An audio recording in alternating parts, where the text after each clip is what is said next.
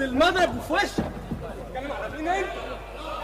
مش هلعب واقع، والله ما هلعب واقع، والله ما هلعب واقع، والله ما هلعب واقع. تايم اوت تايم اوت تايم اوت. حضرتك رئيس البعثة وشفت اللي حصل في الاهلي، ما كنتش تعمل كده.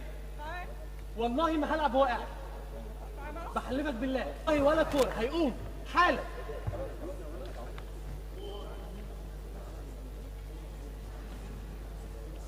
على ايه الادب؟